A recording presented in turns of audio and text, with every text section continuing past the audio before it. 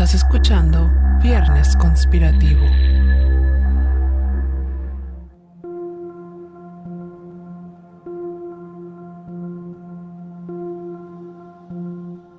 Esto es Viernes Conspirativo, el podcast donde Ana Laura Ibarra y Lupita Caballero te compartirán temas dotados de conspiración y misterio, así como mitos, leyendas, historias urbanas, secretos del internet y demás cosas de las que necesitas saber la otra versión de la historia. Bienvenidos sean a otro mes de teorías conspirativas. Hoy les traemos un caso no resuelto y que dio muchísimo de qué hablar en el año 2014. Se trata del vuelo 370 de Malaysia Airlines, el cual desapareció misteriosamente al poco tiempo de despegar, y las teorías que rodean este caso son tan numerosas que se vuelve complejo saber la verdad. Si quieren averiguar qué se dice sobre este vuelo, pónganse cómodos que ya vamos a comenzar.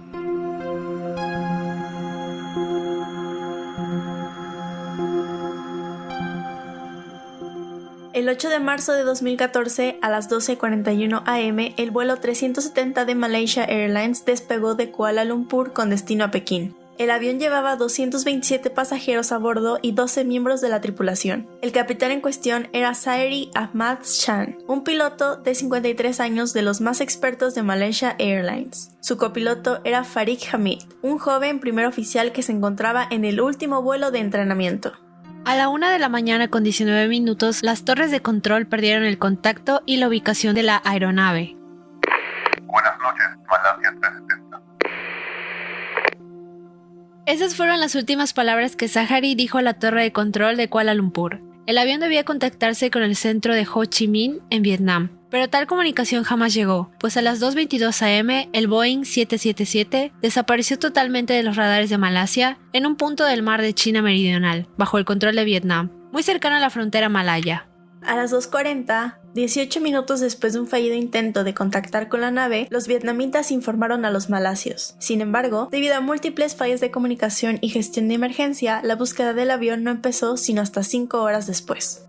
En un principio se comenzó a investigar alrededor del mar de China Meridional. En total se recorrieron 120.000 kilómetros cuadrados en el Océano Índico. No obstante, al realizarse los primeros análisis de las señales de los radares, se reveló que, tras desaparecer, el vuelo MH370 había virado en dirección suroeste, minutos después de la última comunicación con la torre de Kuala Lumpur.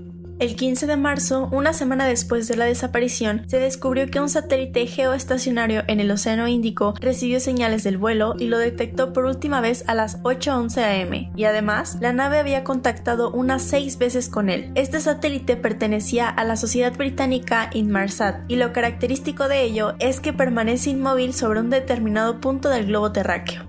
Gracias al satélite se pudo trazar una línea que iba desde Asia Central hasta la Antártida, ruta que el avión realizó a las 8 horas con 19 minutos desde Kuala Lumpur. Técnicos expertos en el área elaboraron más datos basados en el efecto Doppler. Esto se trata del aumento o disminución de la frecuencia de una onda sonora, cuando la fuente que la produce se aleja o se aproxima. Todo ello les permitió establecer que el avión había virado una tercera vez hacia el sur. El análisis de las señales no pudo determinar con exactitud la ubicación, pero sí pudo establecer que el avión tal vez se encontraba en 2 puntos. El primero se extiende desde el sur de Java hasta el Océano Índico, al suroeste de Australia. El segundo se extiende hacia el norte a través de Asia, desde Vietnam hasta Turkmenistán.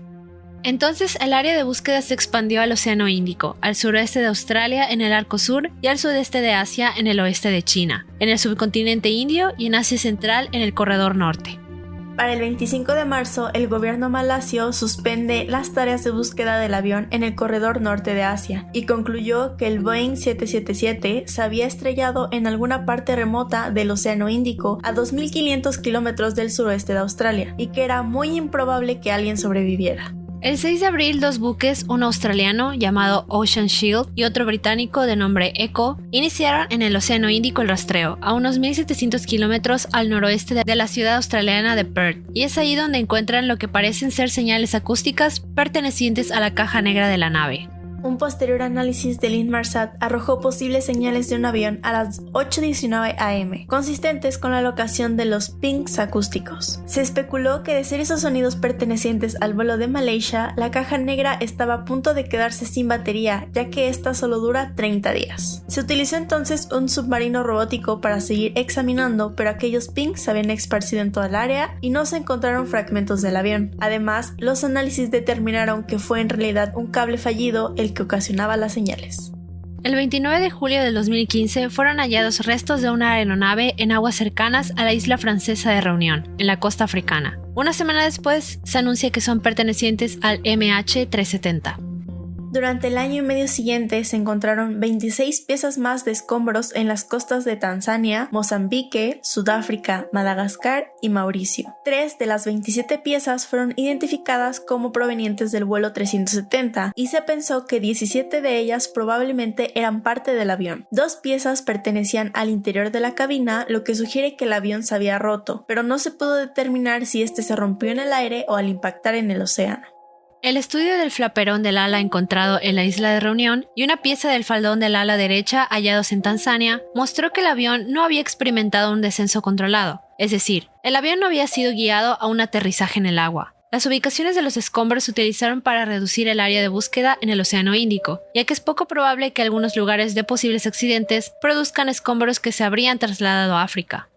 En enero de 2017, las autoridades de Malasia, Australia y China anunciaron la suspensión de la búsqueda del avión, pero un grupo de científicos australianos de la Commonwealth Scientific and Industrial Research Organization develó en un informe que el avión se encontraba más al norte de la zona rastreada. Fijaron la posible caída de la nave cerca del grado 35 sur del llamado séptimo arco. Para el siguiente año 2018, el gobierno de Malasia acordó con la empresa estadounidense Ocean Infinity retomar la búsqueda del avión bajo el pacto No hallazgo, no pago. Unos días después, esta empresa inicia el rastreo en una zona del Océano Índico y finaliza la búsqueda oficial del avión después de revisar más de 80.000 kilómetros cuadrados del Índico. En julio de 2018, el gobierno malayo emitió su informe final sobre la desaparición del vuelo 370. El mal funcionamiento mecánico se consideró extremadamente improbable y el cambio en la trayectoria de vuelo probablemente se debió a entradas manuales. Pero los investigadores no pudieron determinar por qué desapareció el vuelo 370.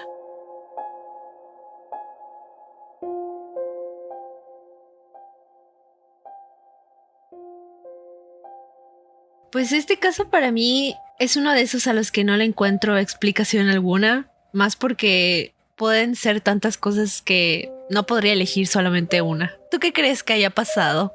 Pues definitivamente, como lo mencionan, que tuvo que ser todo de forma manual, es decir, que alguien desde dentro del avión tomó esas decisiones de cambiar la ruta, de no comunicarse con los radares que estaban por la zona en la que se encontraba. Esa es mi opinión al respecto. Que ya sea los pilotos o quizá alguien de la tripulación que sabía pues cosas respecto a la aviación y pues no sé si manipuló o no sé si amenazó a los pilotos o algo así para que se hiciera eso desde dentro.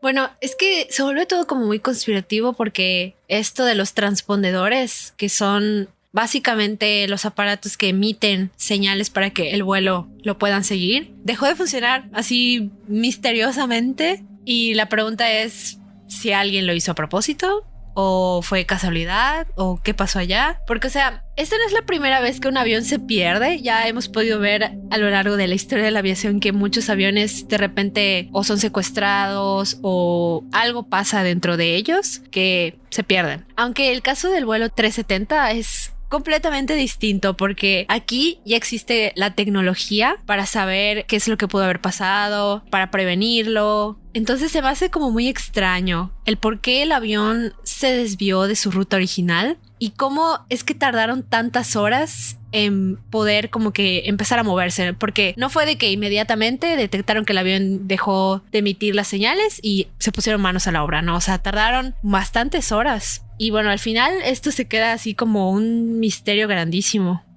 Pues es que también tiene que haber una decisión humana ahí sí o sí y una persona que sabe de aviación. porque lo que pasa es que cuando hay una regla en la que cuando salen de un radar tienen que avisar que están saliendo de ahí, porque ya van a entrar como la señal del siguiente radar. Entonces, esto último que escuchamos del goodbye, good night, no me acuerdo, pero cuando dicen eso es cuando está saliendo del radar, y a los pocos segundos es cuando da esta vuelta y cambia la ruta totalmente. Y como no es regla saludar cuando entran al siguiente radar, por eso me parece que pasaron unos minutos desde que se comunicaron de esos dos radares y se dieron cuenta de que no estaba, y pues lo pudieron haber pensado así de que en un ratito más habla. Pero lo que pasa aquí es que empezaron a buscar hasta que el avión no llegó a la hora que tenía que llegar al aeropuerto. Fue hasta ese punto en el que ya ahora sí se prendió el foco rojo. Exactamente. En general todo este caso se me hace muy raro porque yo pienso, bueno, pues sí pudieron haber sido los pilotos, pero como lo vamos a ver más adelante, sigue sin encajar esas teorías de por qué pudieron haberlo hecho. Todas las teorías que maneja este caso suenan como muy convincentes, pero, o sea, ¿por qué motivo cometieron esta desaparición y al mismo tiempo asesinato de muchas personas? Es como que la gran interrogante, y creo que eso lo hace como uno de los misterios más grandes de la aviación, aunque ya estaremos discutiendo cuáles son las teorías que hay. Y la más popular de todas estas son dos: la que habla acerca del piloto y el copiloto, y también la que habla sobre un atentado terrorista. Esta última surgió a partir de que se descubriera que dos pasajeros iraníes de nombres Puria Noor Mohammad Merad y Delabar Seyed Mohammad Reza viajaban con pasaportes falsos. Según CNN, estos dos hombres compraron los billetes de avión con destino a Copenhague vía Pekín China Southern Airlines, compañía con la que el vuelo de Malaysia Airlines compartía código en una única operación realizada con moneda tailandesa. Es decir, que ellos se dirigían a Pekín con el único fin de llegar a Europa. Sin embargo, se comprobó que estos dos hombres no tenían relación con algún grupo terrorista, sino que más bien eran inmigrantes que buscaban refugio. Como ya les mencionamos, siendo Beijing su ruta de conexión para poder llegar a Ámsterdam y luego a Frankfurt. Se habló también de una conexión con el extremismo uigur, una minoría musulmana de la región china de Xinjiang. Varios uigares fueron deportados de Malasia a China en 2011 y 2012 por llevar pasaportes falsos y participar en una red de tráfico humano. Y en el vuelo 370, de los 239 pasajeros a bordo, 153 eran chinos.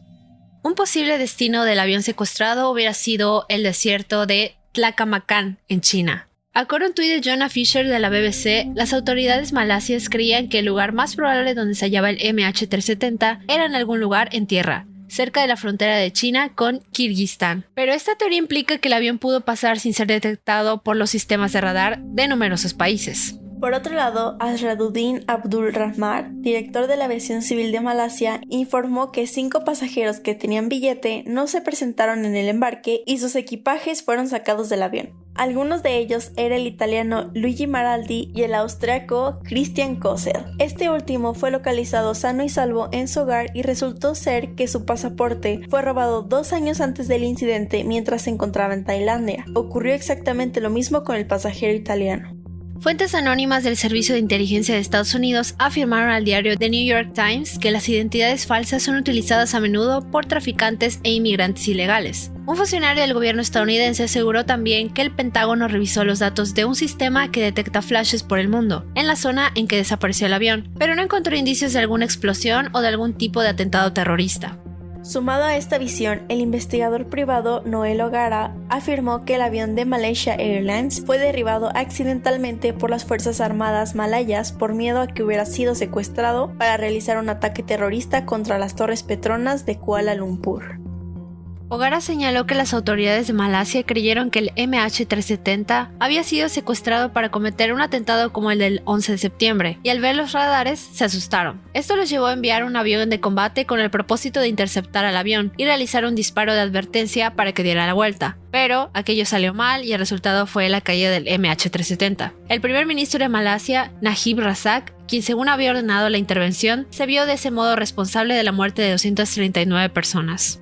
El investigador señaló que tal vez esos secuestradores estuvieran en una misión suicida y por ende no se pudiera llegar a ninguna solución con ellos, o incluso que las demandas exigidas por ellos eran tales que ni el mismo ministro podía cumplir.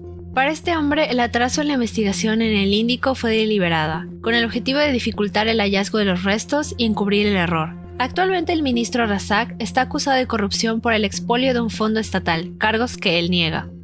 Otra teoría dice que el destino fatal del avión fue debido a fallas técnicas que obligaron al piloto a cambiar la ruta drásticamente. Se incluye aquí la posibilidad de un incendio dentro de la cabina, lo cual explicaría la pérdida de los transpondedores, o una despresurización que habría dejado incapacitada a la tripulación a causa de la hipoxia, es decir, falta de oxígeno. En un intento desesperado por intentar restablecer una atmósfera respirable, el piloto habría tomado la decisión de realizar un descenso brusco de la nave y un cambio de dirección para evitar una posible colisión con cualquier otro avión. Esto último se liga con la teoría de que alguien quería matar a todos los pasajeros a propósito, ya que, según Sean Moffett, piloto de la Real Fuerza Aérea Británica, el avión fue llevado hasta 13.716 metros de altura con el objetivo de evitar que los pasajeros usen sus celulares cuando el avión se encontrase a menor altura. A esa altura, el Boeing 777 se encontraba muy arriba de la altura que normalmente estaba. De esa manera, sí era posible despresurizar la cabina. Las mascarillas de oxígeno caen automáticamente, pero se vacían luego de 12 o 15 minutos, y los pasajeros mueren intoxicados con monóxido de carbono. Quien esté en la cabina de control, a no ser que cuente con un suministro de oxígeno alternativo, muere también. La imprudencia de la tripulación de vuelo pudo haber sido otra razón por la cual el avión desapareció. Según esta hipótesis, el culpable sería el primer oficial a bordo, Farid Abdul Hamid, y su falta de experiencia. Para ello se pone como ejemplo un anterior vuelo en el que ese tripulante invitó a unas jóvenes a la cabina del avión, donde se pasó todo el vuelo hablando y fumando.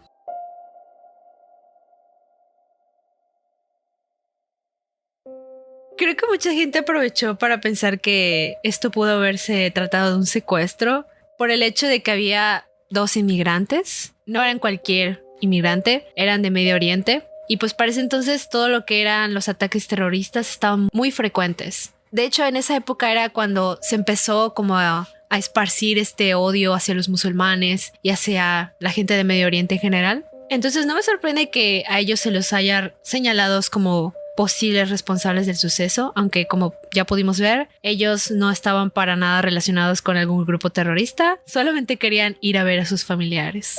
Exacto, la situación en esos países no es como que lo más agradable, entonces siempre buscan asilo político, pero pues obviamente creo que los prejuicios siempre van primero, entonces fueron los primeros en ser investigados porque eran iraníes. Igual es un poco misterioso esto porque no se cayó el avión por exceso de carga. Creo que eso es algo que siempre checan antes de que el avión despegue. Tampoco es que se llevara alguna sustancia que pudiera ser inflamable o algo con lo que pudieran derribar con facilidad ese avión. Y también dudo mucho que el copiloto hubiera estado implicado porque me pareció leer por ahí que él pues se iba a casar. Entonces no tenía como que alguna razón fuerte para querer matar gente y tampoco para suicidarse. Entonces yo creo que esa teoría la descartaría. Sí, igual investigaron respecto a las cosas que llevaba el avión y creo que lo que más llamaba la atención era que llevaba una cantidad considerable de baterías de litio, pero más allá de eso como que no tenía nada relevante que tal vez podría ser lo que mencionaban de a lo mejor algún tipo de ataque o algo así. También fue descartada la parte en la que algún pasajero intentara entrar a la cabina por el hecho de que se puede cerrar de forma que se puede cerrar con un botón y ya nadie puede accesar, y además tienen una cámara que les muestra quién está fuera de la puerta, entonces como que también por eso está como un poco descartada esa teoría que puede ser que alguien que quisiera entrar a la cabina. No creo muy probable de que haya habido armas involucradas, porque tendrían que haber pasado el control de seguridad de una manera impresionante para haber podido llevar una arma y así matar a todos los pasajeros, que también es muy poco probable, a menos que llevar una metralleta o algo así. Pero o sea, de nuevo, es como muy difícil poder violar los protocolos de seguridad, a menos que quieran ya involucrar una teoría conspirativa grandísima de que el gobierno está involucrado y están escondidos secretos, que esa teoría nunca falta. Lo que sí es muy mencionado es que la cabina, por el hecho de haber estado tan alto, se quedó sin aire. Por lo tanto, las personas murieron muy rápido, sin sentir dolor.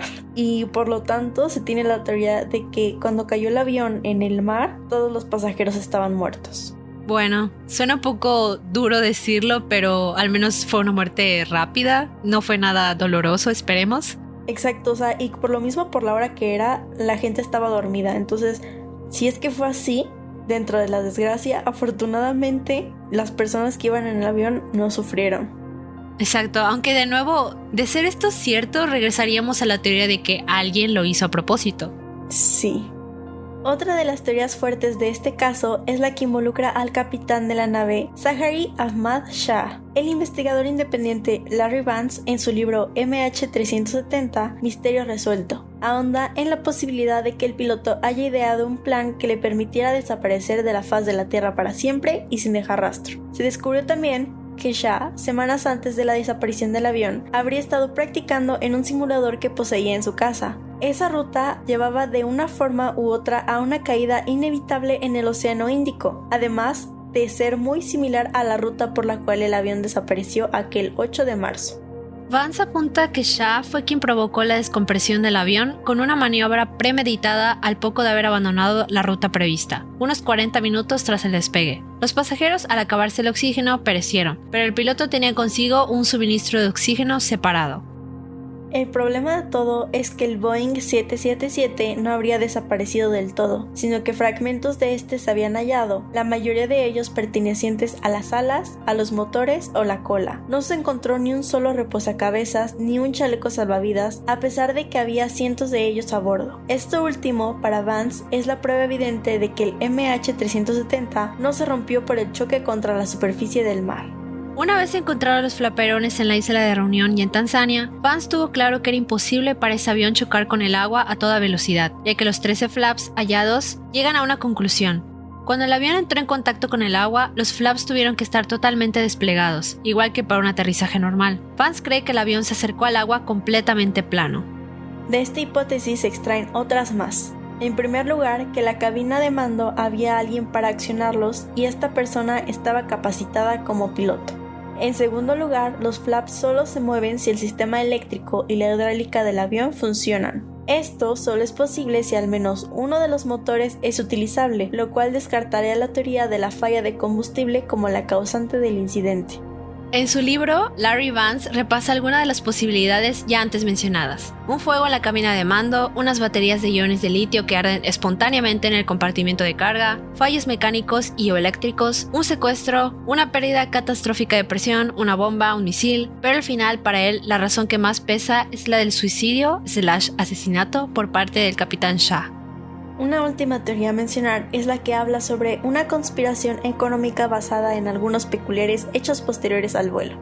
4 días después de la desaparición del vuelo MH370, la Oficina de Patentes de Estados Unidos dio luz verde al registro de un superconductor que podía tener la aplicación en la industria militar y en la de telecomunicaciones y que además podría generar cantidades ingentes de beneficios económicos. Sucede que entre los pasajeros del avión desaparecido había 4 científicos de origen chino socios de esta patente. El 20% restante de la patente correspondía a Freescale Semiconductor Inc., una empresa con sede en Austin, Texas. Tras la muerte de sus socios, y como lo establece la legislación estadounidense, Freescale Semiconductor Inc. pasó a controlar el 100% de la patente.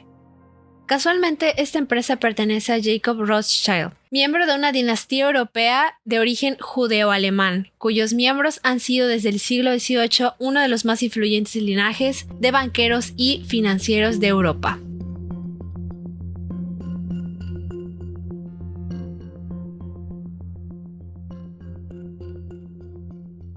Vaya, nos topamos con una conveniente coincidencia.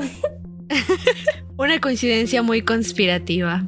Eso me parece muy difícil de ignorar, sobre todo porque está vinculada a estos Rothschild y esa familia también tiene mucho para hablar, para discutir. Así que creo que por ahí podría ir la cosa. Tal vez hubo algún infiltrado dentro de ese avión que en efecto sabía de cosas de pilotaje, elaboró algún plan suicida o puede que haya amenazado al piloto y al copiloto para que cambiaran la ruta del avión, o pudo haberlos matado y ya él, esa persona, haber tomado mando de la nave para estrellarla. Son muchos los escenarios que se pueden pensar a partir de esta última teoría conspirativa. Puede ser que haya sido una clase de sicario, tal vez. Porque también encontré que por ahora de todo este sistema de entretenimiento que tienen los aviones, de que te ponen tu pantalla, que tienes como este acceso a internet para poder ver los contenidos que quieras y así, puedes conectar tu computadora a una de esas cajitas que está debajo de los asientos. Obviamente tienen ciertas entradas, o sea, como que es gente que tiene que saber de eso. Entonces que puedes conectar tu computadora a eso y puedes acceder a este sistema operativo que tiene el avión y lo puedes cambiar ciertos aspectos a través de ese lenguaje de programación que trae el avión. Entonces puede ser que tal vez de esa forma también haya sido manipulado el avión. Sí, me parece que hay un video donde una persona dedicada a todo esto, que es algo así como un hacker, hizo la prueba para ver qué tan fácil era manipular los controles de avión a través de la tecnología que hay dentro del avión, y pues dijo que era bastante sencillo y lo puede hacer. Entonces sí es como probable que eso haya pasado. A lo mejor la persona responsable de todo esto no estaba dentro del avión y pues pudo haber manipulado desde fuera para que los controles no funcionaran y al final el avión se estrellara. También es una posibilidad bastante razonable. Pues sí, o sea, tiene una posibilidad de que pudo haber pasado de esa forma, pero sí, qué coincidencia. Y respecto a esto del piloto, o sea, no es raro que tenga un simulador de vuelo en su casa. Lo raro es que trazó una ruta previa al vuelo que evidentemente pues sería la que llevaría a su destino fatal al vuelo MH370, pero también hay un aspecto que habla acerca de cómo Shah, el piloto, era un partidario obsesivo del líder de la oposición de Malasia, que su nombre es Anwar Ibrahim. Y de hecho, 7 horas antes del vuelo, asistió a un polémico juicio donde este líder de la oposición fue condenado a 5 años de prisión. Entonces hay quienes piensan que todo esto fue a modo de protesta y que el piloto pudo haber secuestrado el avión y lo estrelló por pura ira. También porque según él tenía depresión por haberse separado de su esposa y había iniciado una relación con una mujer casada. No son razones lo suficientemente fuertes como para que te vuelvas loco y quieras matar a tantísimas personas y te quieras matar a ti mismo también. No sé, no me termina de convencer. Acabo de pensar en una teoría nueva. Hay veces que hay personas que tienen ciertas condiciones en las que hay veces como que su cerebro entra en piloto automático, por así decirlo, y hace cosas sin pensarlo, sino que entran en conciencia hasta tiempo después. Entonces mi teoría es la siguiente, que tal vez debido a que él estaba pasando por un divorcio y que estaba como triste y así, puede ser que haya entrado en ese lapsus de momento en el que estaba él mismo como en piloto automático y trazó la ruta que había hecho previamente en el simulador. A lo mejor no lo hizo de forma consciente, simplemente como que su cerebro se puso en ese mood y sucedió. ¿Tú qué opinas? Me es un poco difícil pensarlo porque decir esto estaríamos hablando de que es una condición psicológica que, a ver, no hay como que ningún registro que nos diga. Es súper poco común, es muy extraño que pase, es rarísimo que pase, pero bueno, pasa. Exactamente por eso pienso que sería como que una posibilidad entre miles y miles de que eso sea cierto, porque igual no hay como que registros psicológicos o médicos del piloto, algo que nos diga que esto ya le había pasado algunas otras veces, porque que tengas depresión no es como que sinónimo de que vayas a cometer cosas locas. Además, no hay como que algún referente que nos indique que esta persona estaba teniendo ese tipo de episodios o que en general quisiera dañarse a sí mismo y a los demás. Son simplemente como que especulaciones basadas en su vida personal, de la que muy poco sabemos porque tampoco sus familiares se han pronunciado al respecto. Pero quién sabe. Yo quiero irme más por la teoría de que fueron los Rothschild. Porque se me hace mucha coincidencia, honestamente. Pero es que bueno, como lo veo, es necesario que una persona tuvo que haber intervenido en todo ese proceso. 2, tiene que ser una persona que sabe de aviación. Y pues bueno, pensando de esa forma, nos cerramos a 2 personas, ¿no? Que son a los pilotos. Sí, yo creo que en eso estamos de acuerdo. 1 o 2 personas, sí. Pero es que, o sea, se me hace como muy extraño que alguien con una gran trayectoria, o sea, 53 años de experiencia y haga eso. Por eso te digo que es muy raro, demasiado conspirativo y muy fuera de lo normal, porque incluso el copiloto, yo creo que él sí no tenía absolutamente ninguna razón para hacer eso. Entonces, yo apunto mucho a esto de que o fue una persona experimentada en hackeo y en pilotaje, o fueron dos, o fue una organización directamente ya, que desde fuera estaban como que armando todo el plan y una persona adentro intervino. Ay, no sé, es que fueron también tantas personas, o sea, iban más de 200 personas en ese avión. Sí, ¿verdad? Está muy fuerte. Y luego ves como que las fotos de los parientes están todos tristes, destrozados. Ay, no, sí. Sí es muy duro, es un caso muy duro, la verdad. Sí, y además porque creo que desde que se perdió el avión o así, había cero esperanzas de que estuvieran vivos. Definitivamente. Va a sonar muy feo, pero creo que este va a ser uno de esos casos sin resolver. O sea, van a pasar añísimos y no creo que se vaya a poder resolver. Same, o sea, sí, no creo que vaya a tener una conclusión. Pero bueno, tal vez creo que esto espero que sirva de aprendizaje. Que todas esas personas hayan fallecido y que se haya aprendido algo. A lo mejor mejorar los sistemas de seguridad, a lo mejor mejorar algunas partes de equipo del avión, no sé, de rastreo, de comunicación, algo se tuvo que haber aprendido de esto. Pues bueno, déjenos saber qué piensan de este caso. Queremos saber sus opiniones y teorías sobre este vuelo 370 de Malaysia Airlines. Pueden encontrar nuestras redes sociales en un Linktree que siempre dejamos en la descripción de los capítulos y también en el perfil de este podcast. Para la investigación se utilizaron fuentes de Británica, BBC, Infobae, El País, XLS Semanal, CNN, La Vanguardia y Faro de Vigo. Recuerden que les dejamos todos los links en las cajas de descripción por si quieren saber más a profundidad al respecto. En nuestro Instagram y Facebook habrán algunas teorías y fotografías extras que no abordamos en este capítulo, así que vayan a checarlas luego de que acaben este capítulo. No se olviden de compartir este episodio con sus conocidos y de seguir sintonizando Viernes Conspirativo. Gracias por escucharnos y nos vemos a la próxima.